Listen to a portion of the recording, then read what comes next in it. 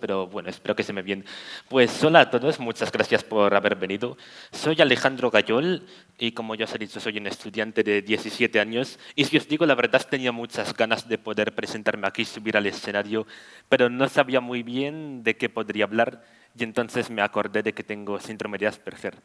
Lo más probable es que muchos de vosotros hayáis oído hablar sobre el síndrome de Asperger y su trastorno afín más conocido, el autismo, en algún momento de vuestras vidas, pero no tengáis claro exactamente en qué consiste. A lo largo de estos minutos me gustaría compartir con vosotros algunas reflexiones, porque donde otras personas ven simplemente una enfermedad, yo veo un modo distinto de percibir el mundo y bonito por igual. Bueno, en primer lugar me gustaría dar una breve pincelada para que sepáis quién soy yo, sin enrollarme mucho. Tengo 17 años, soy estudiante en la rama tecnológica de segundo de bachillerato, como mencionó Lucía, y hoy hemos empezado la semana de exámenes, precisamente, lo que significa que debería estar en mi casa estudiando literatura, pero aquí estoy.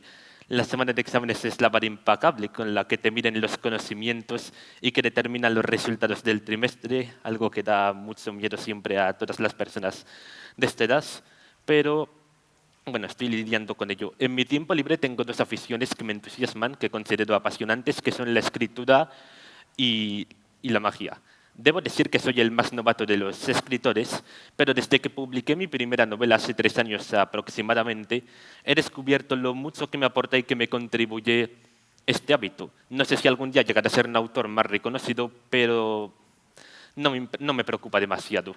Mi objetivo es siempre aprender de los mejores y de esta manera impulsar mi capacidad de escribir historias que se sientan coherentes y vivas.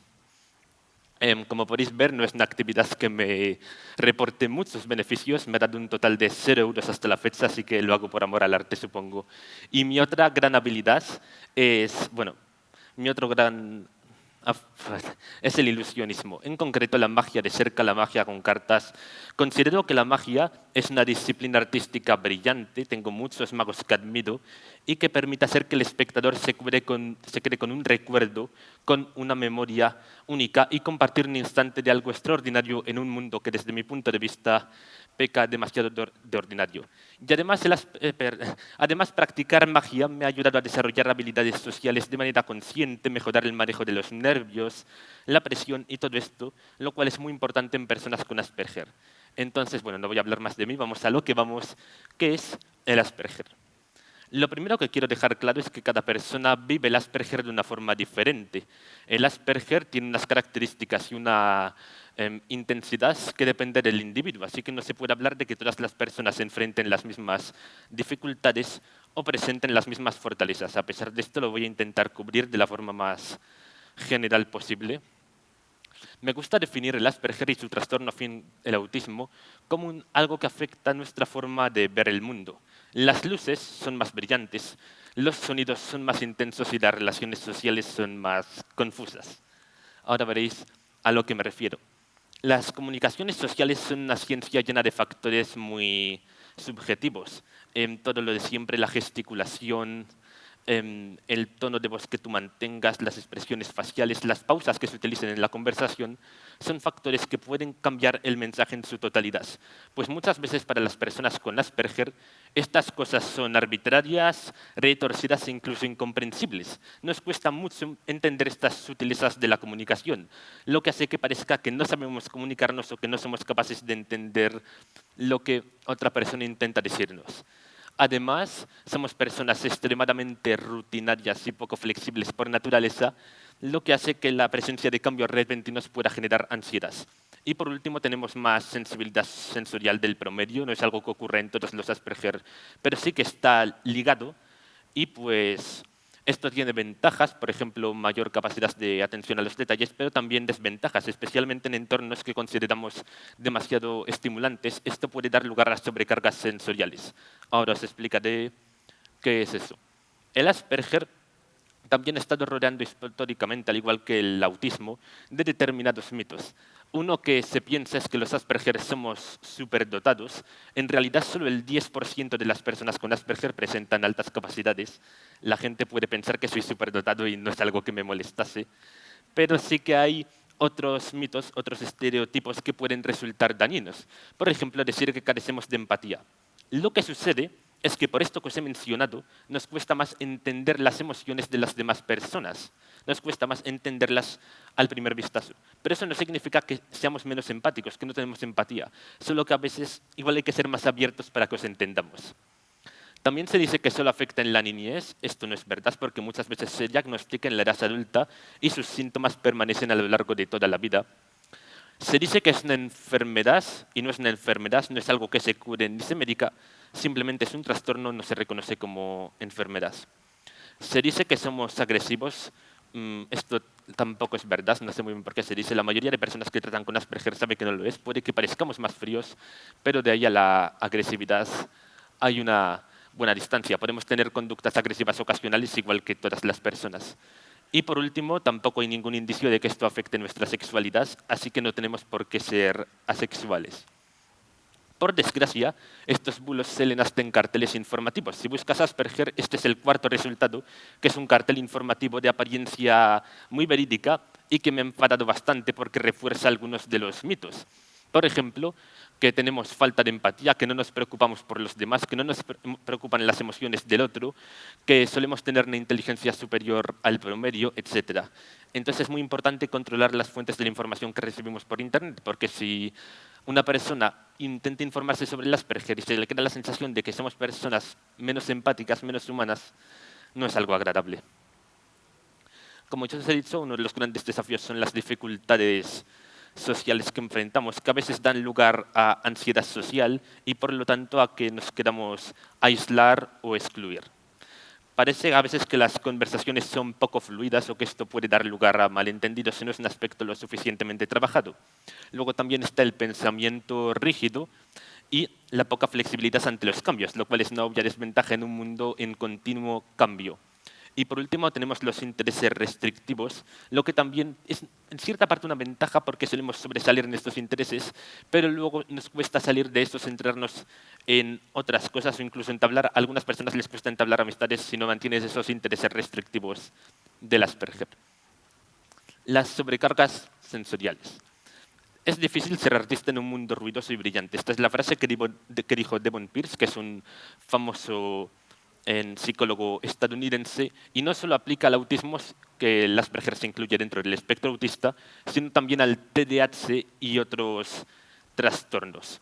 Entonces lo que sucede es que básicamente ante estímulos sensoriales como mucha luz, sonido, etcétera, que para otras personas no resultan molestos en absoluto, a estas personas les puede generar sensaciones de ansiedad, incomodidad física, frustración, etc. por la presencia de estos estímulos. Les sobrecargan sensorialmente porque son más sensibles y en algunos casos necesitan llorar y desahogarse y taparse los oídos para poder controlar estas sensaciones.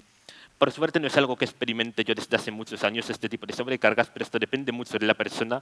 Hay quienes los experimentan en mayor frecuencia.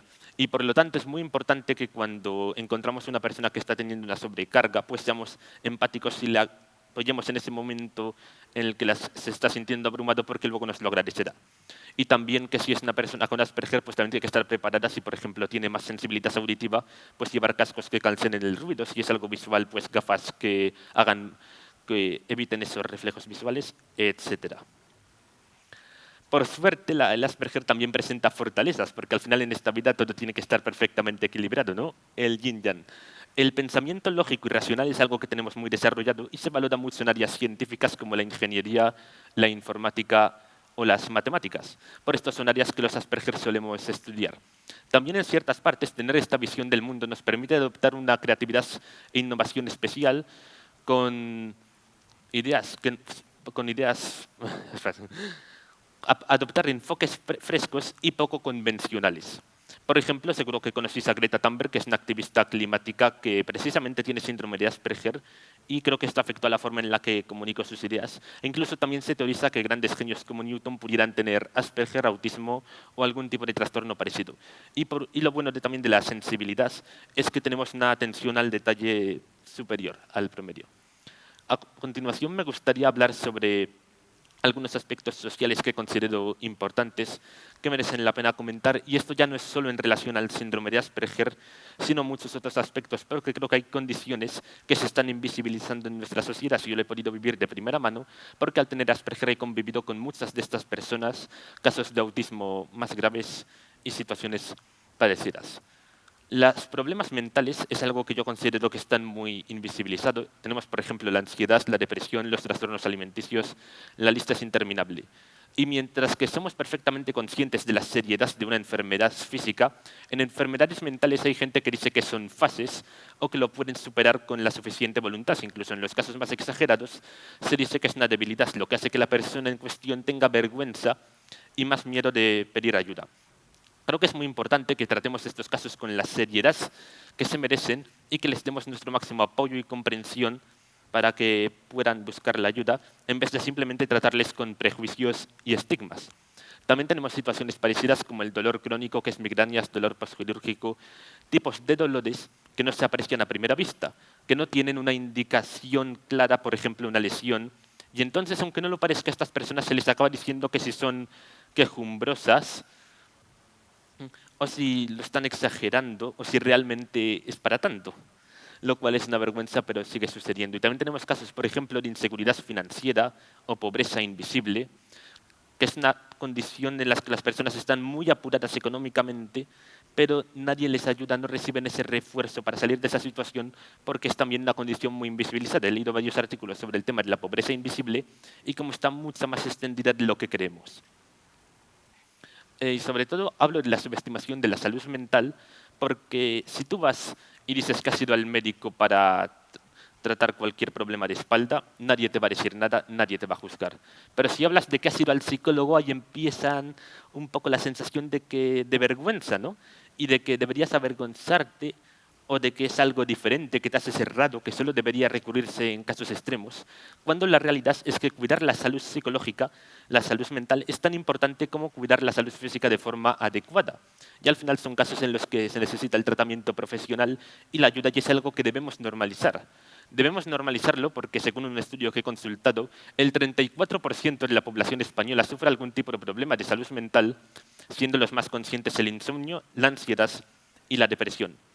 Por suerte, para adoptar un enfoque más positivo, creo que cada vez nos estamos precisamente por estas cosas concienciando más sobre este tipo de problemas, conociéndolo mejor más a fondo y ofreciendo nuestra ayuda a este tipo de personas. Porque al final esto es importante. Y muchas asociaciones, por ejemplo, destinadas a apoyar a personas con síndrome de Asperger, con síndrome de Down, autismo, TDAH, y al final, por supuesto, se puede llevar una vida exitosa. Siempre vamos a tener nuestras diferencias con los demás, pero todas las personas tenemos diferencias con los demás y creo que todos somos únicos en nuestro modo. Así que, bueno, os agradezco muchísimo por haberme escuchado. También agradezco muchísimo a YouTalks y a León Joven por permitirme participar en esto. Ha sido una experiencia muy bonita y me alegro mucho de haber podido compartir con vosotros estas reflexiones. Así que nada, un abrazo y ahora veréis al resto de ponentes que son todos una maravilla.